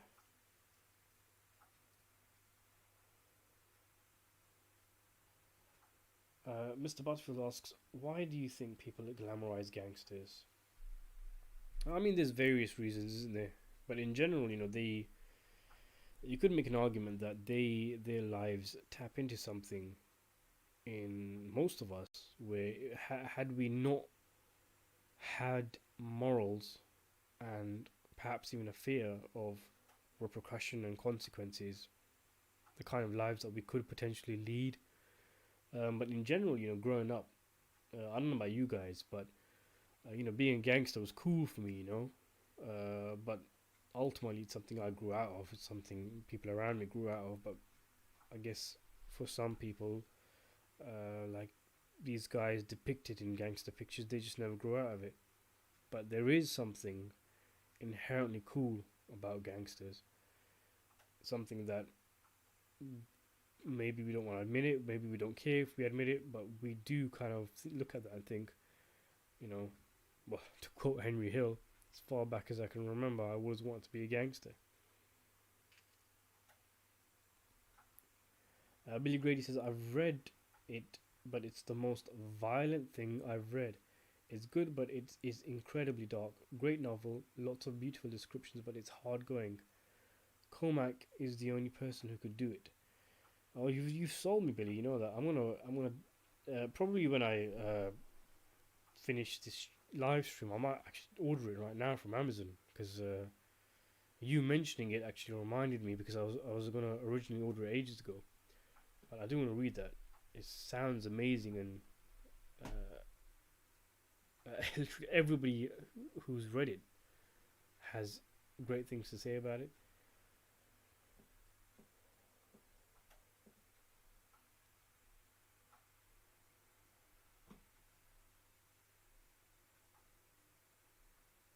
Martin W.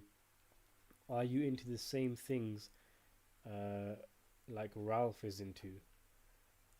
Some things, Martin, are best left unsaid. Cyborg, yeah. James Gandolfini as Fat Tony Salerno. That would have been a good choice, wouldn't it? It would have been great to have this Titanic mob actor in a film with all these other Titanic mob actors as well. Steve says the first Joe Pesci and Harvey Keitel film you saw. First Joe Pesci film, I think it was Home Alone, maybe, because I remember being a kid and seeing those when I was a kid. Harvey Keitel, I'm not too sure about. I think maybe one of the Tarantino films, maybe Reservoir Dogs or Pulp Fiction, because he's been in loads of films, isn't he? He always pops up as a background actor in some movies, so maybe there was another movie I saw him in ages ago. Jameson says, do you prefer Raging Bull or Taxi Driver? It always fluctuates. Sorry, not fluctuates, it's the wrong word to use. I always flip-flop between the two of them. Sometimes it's Taxi Driver, sometimes it's Raging Bull. Which is the stronger... I mean, I think Raging Bull is a lot darker. It's a lot more difficult.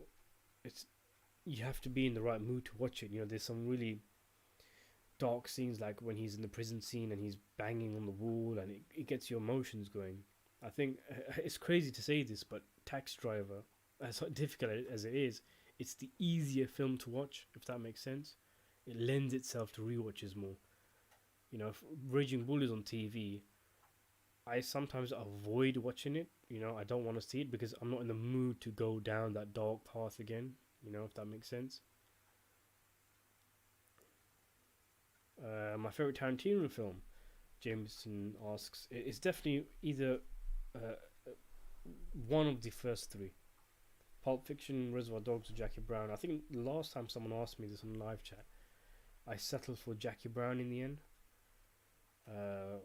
because I think I said that Pulp Fiction is a little bit boring. I mean, that's nothing against the film itself. It's just that it's such a staple of pop culture, and we all know the lines. We all got these scenes rehearsed in our heads that watching it doesn't really give you that spark anymore.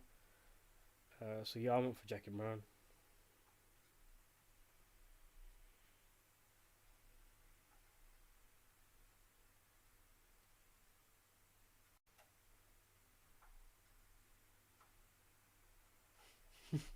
No, but I feel I'm not telling. I didn't even say I had any Ralph issues. I was just making a small little quip. I don't want some rumor to start that Sinatra has bedroom weird fetishes and kinks. Tarek says, I also met Josh Harnett at the festival, a good guy.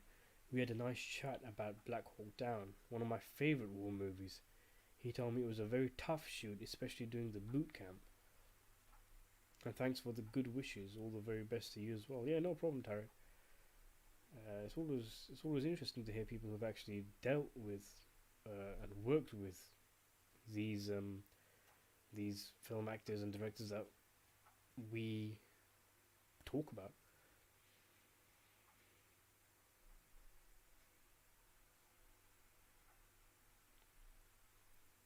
Jonathan Goodbye, which music do you tend to listen to the most? I'm not really a music person. Um, I'm one of those people that might hear something from a colleague that they've got on in the background, and think, "Oh, that sounds nice," and just hit Shazam and just get the file. Or literally, I'll hear um, a music of an advertisement on TV, and I think, "Oh, that sounds interesting." A lot of what I listen to comes from movies. You know, films like Scorsese films. I do listen to a lot of film soundtracks, original film soundtracks. I mean, a lot of my subscribers know my favorite film composer is Ennio Morricone, and I listen to a lot of his stuff. But I do I've kind of weird taste in music.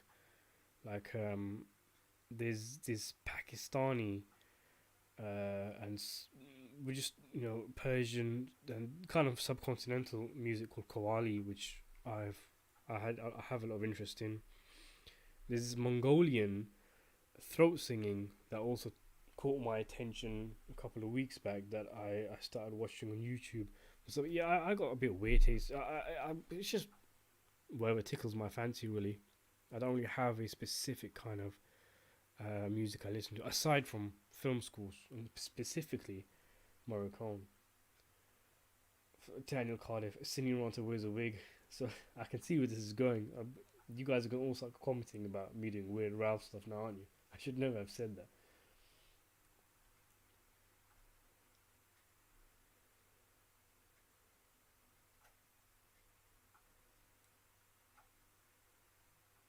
Cyborg says, which movie has the best music intro, Raging Bull or Casino?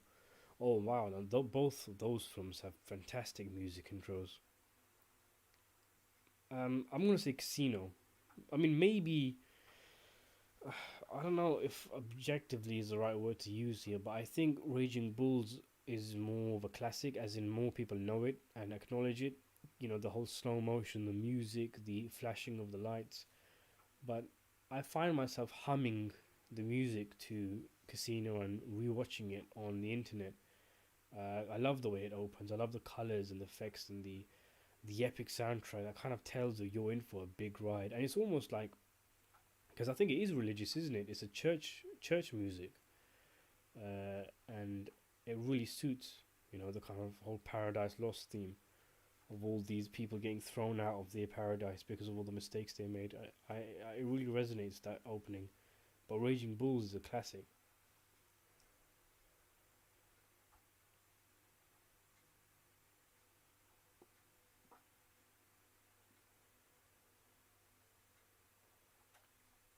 Oh, you got it, Daniel. If you haven't seen Casino in its entirety, you have to see the whole thing. It's a great film. It's like a, it's like Scorsese being self-indulgent, but in a good way. Like him providing fan service. Like if you watched Goodfellas and you said, "Okay, I wish I had more of Joe Pesci. I wish I had more extravagance. I wish I had more music, more camera doing crazy stuff, more glitz and glamour, and more swear words, and a longer film, and just more blood and guts." And it just feels that Scorsese doing more and more and more. That's part of the theme, isn't it? Excess is part of the theme of Casino and greed. So it makes sense within the context of the film to have all these elements be on steroids. But yeah, you know, Casino is a great film. Tariq Nusrat Ali Khan, yeah, he's great. I actually prefer the Sabri brothers. They were my favorite. I always listen to them from time to time. Actually, was listening to one of their tracks just the other day. Actually, David says, "Are you gonna do Casino's 25th anniversary in November?" I'm not sure. Um, I've done. I did 40 things you didn't know about Casino. That was a few months back. I did an analysis on Casino about it being a metaphor for the Hollywood New Wave, but I don't really have much to say about Casino at the moment.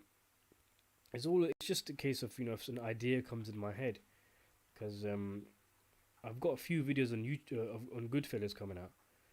Because obviously, I don't know if you guys remember, in the last live stream I made a mistake and I went for the UK release date for the anniversary instead of the US one.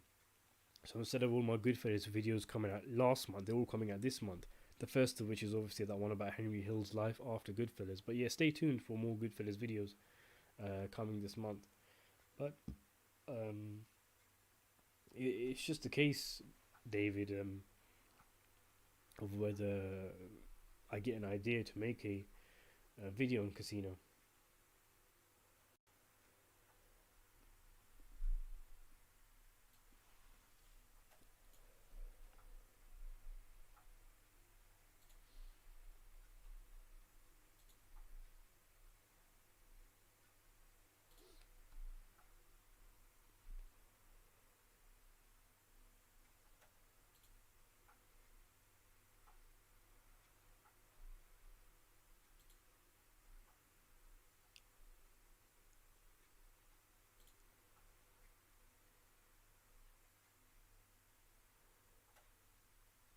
Daniel Cardiff. Also, I was thinking on who could do the possible Heat remake. What? They're gonna remake Heat? Say it ain't so, Daniel. Say it ain't so. Yeah, I recommend the Safdie brothers after watching Good Time. I've not heard about. I've never heard about a remake of Heat. I thought, in a way, The Dark Knight was already a remake. Um, I've heard about the Heat prequel, which Michael Mann himself wants to make, but I've not heard if I've never not had nothing about a Heat remake.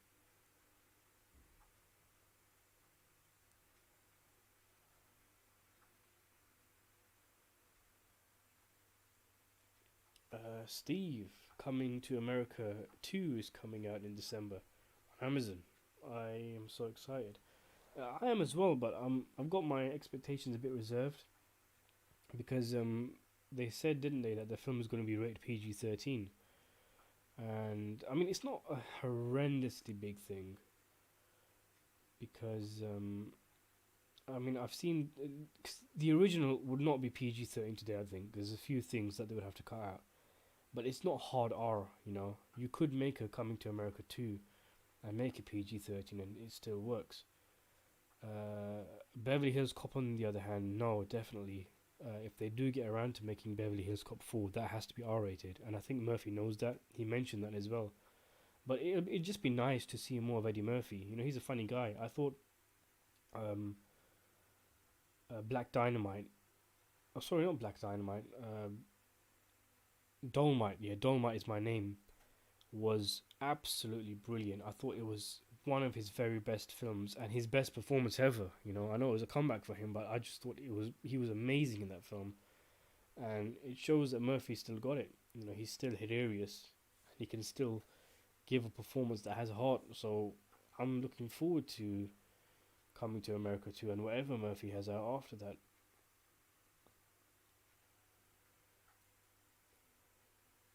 Cyborg says, "What's your thoughts on the Dune and Mank trailers?" Yeah, I thought they were interesting. Dune showed a lot of characters, a lot of famous faces, a lot of costumes and set design and all that kind of stuff. A lot of CGI and worms. I don't know anything about the story. I never read the books, but I know there's a lot of hype because there's potential for massive world building. So I'm hopeful. I'm hopeful that we get a good movie because the director is brilliant. Mank. Did I see the trailer? Yeah, I did see the trailer. I thought it was so. Trailer didn't give away much, but it's David Fincher. So it's should be worth watching definitely. The story sounds interesting, and you've obviously got Gary Oldman. What could go wrong? Terrible words to say, obviously, but yeah.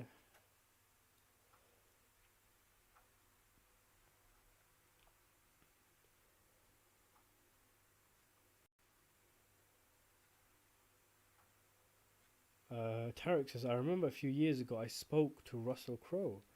He told me that his most physically demanding performance was in Noah. I'm a fan of his work. My favorite role of his is in A Beautiful Mind. What's yours as a movie performance?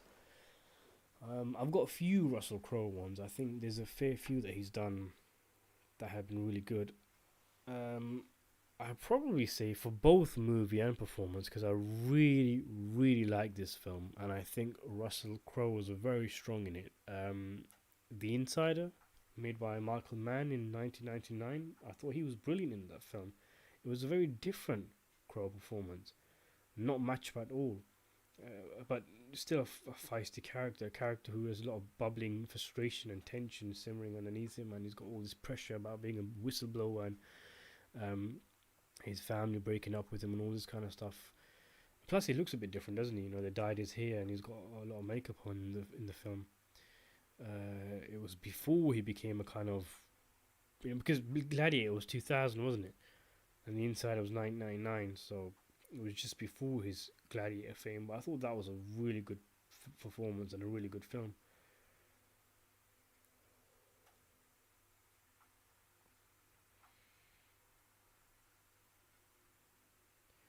Yeah, for Billy, it's Cinderella Man. Cinderella Man was a great film as well. That early 2000 period, Beautiful Mind, Cinderella Man, Gladiator, The Insider, obviously a year previously, but he was on it, wasn't he, Crow, during that time?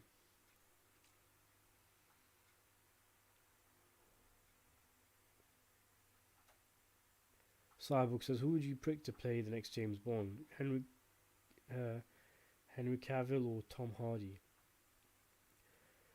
Tom Hardy comes off to me as kind of working class.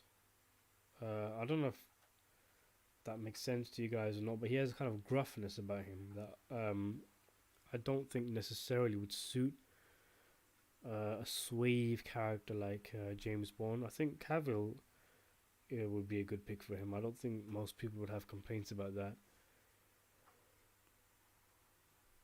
One Man Film Crew, Too Old to Die Young. Have you seen it?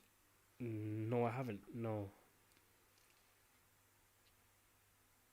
Daniel says I watched Dawn of the Dead yesterday. I was surprised how it exceeds my expectations. Yeah, I like Dawn of the Dead. Uh, I've seen the first three. I've seen Night of the Living Dead. I've seen Dawn of the Dead. The third one is really good. It's a very bleak film. Good soundtrack as well, and very gory. There's one scene in it that's so gory, where a guy gets ripped apart by zombies. Day of the Dead. That was a really good film.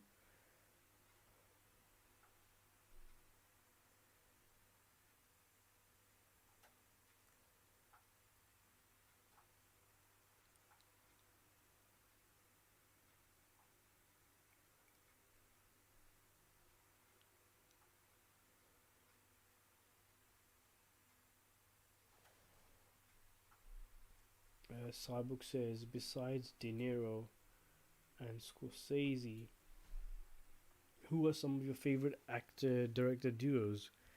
Well, I mean, one obviously springs to mind is what you call it, Sergio Leone and Clint Eastwood. Obviously, as Leone is my favorite director, so obviously that's one that immediately springs to mind.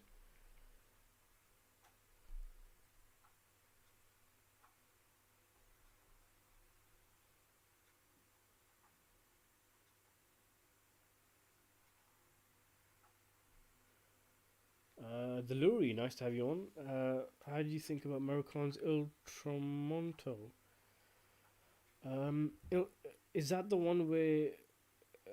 Is that the one where when Lee Van Cleef appears in The Good, the Bad, and the Ugly, and that little kid on the donkey sees him? If that's the same soundtrack that I'm thinking of, then yeah, that's a really gorgeous tune. Really nice, tiny little tune. David says, "What are some books you have not read that you want to read?" Oh, loads, man. Um, but I mean, books take up a lot of time, don't they? So you have to be, I'm more picky, but I think a lot of you guys will be surprised at the kind of books I read. I've done a few reviews of it on them that you can see. I think I reviewed, Wicked, a uh, a revisionist Wizard of Oz tale. I did the autobiography of Malcolm X.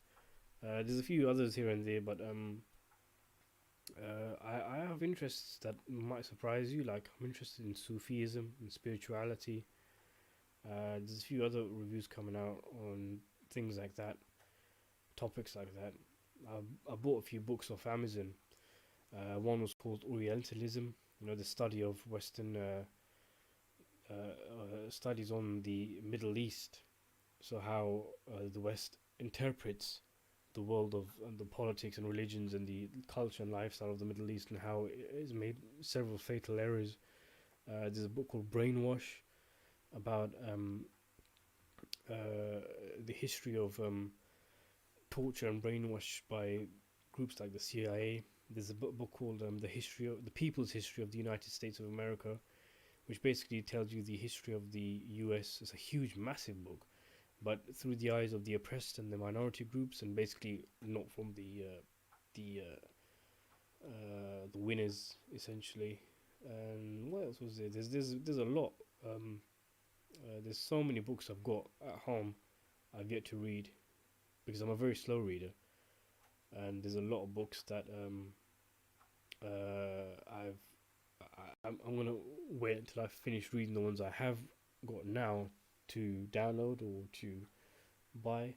I just got one finished one called The Life of Saladin, the 12th century Kurdish military commander who recaptured the city of Jerusalem for the Muslims against the Christians. A very famous historical character, and the book is amazing. That's one I've just finished. So yeah, I mean, my book interests are quite different from my movie interest. I don't tend to read books on movies or making of movies or things like that.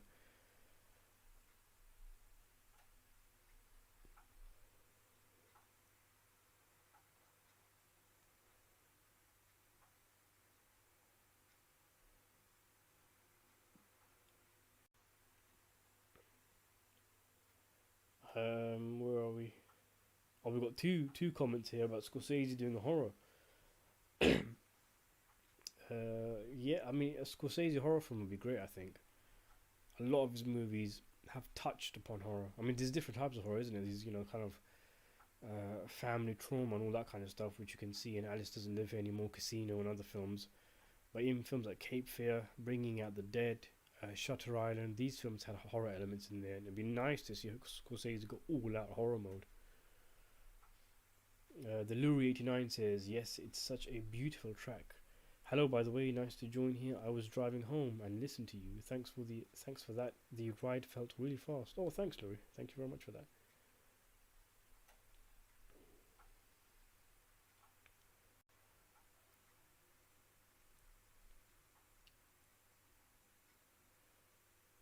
Steve says, I'm excited for The Mandalorian Season 2. And they confirmed that they are filming Season 3, which will come out in the middle of 2021. Yeah, I'm excited as well. I really enjoyed the first season of The Mandalorian. I was really, really impressed with that. I thought it was really good. And I am looking forward to Season 2. I didn't watch the trailer.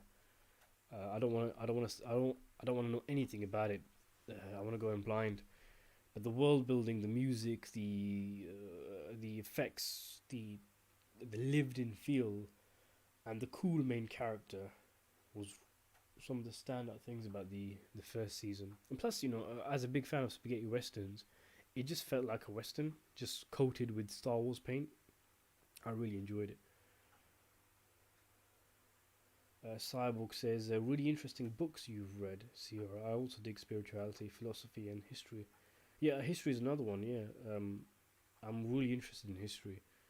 I try to read as much as I can. Obviously not, because obviously history is huge. It's practically life that's been lived. But specific areas I'm interested in, or specific characters I'm interested in.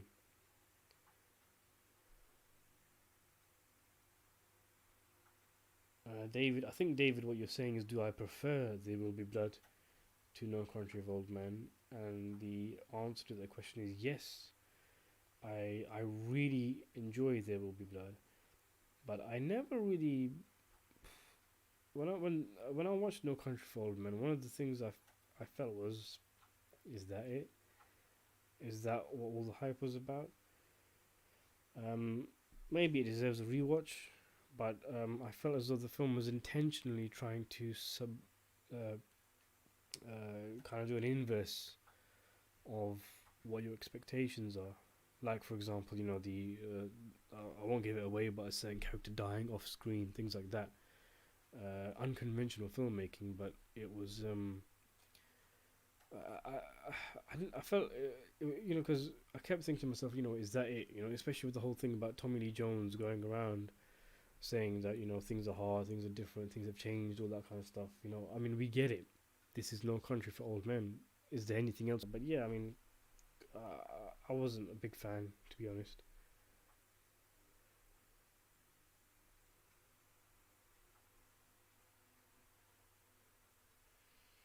Yeah, Daniel, The Will Be Blood is a really good film.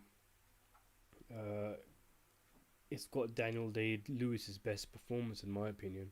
He really transformed. You think Daniel Plainview is a real character. Sorry, a real person. You forget that he's an actor. That's just how good Day Lewis is.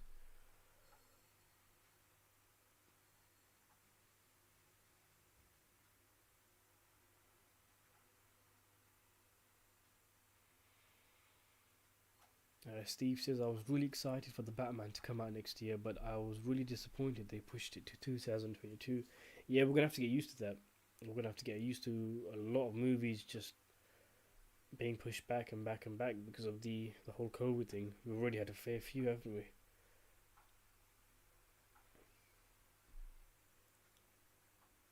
But why is the bash?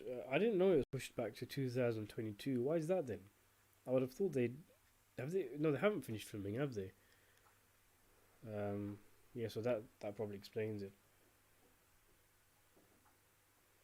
Yeah, Daniel, I guess I do need to watch No Country for Old Men.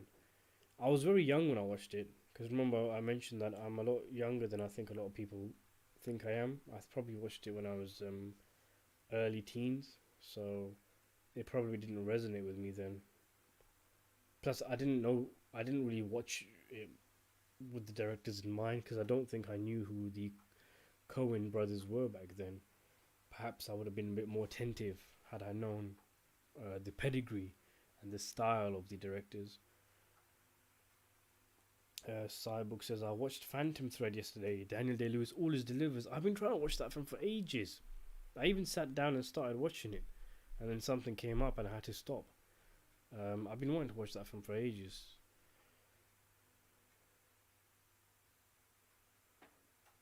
Daniel Cardiff, on second viewings, No Country definitely reveals itself to be top-notch cinema. That's great.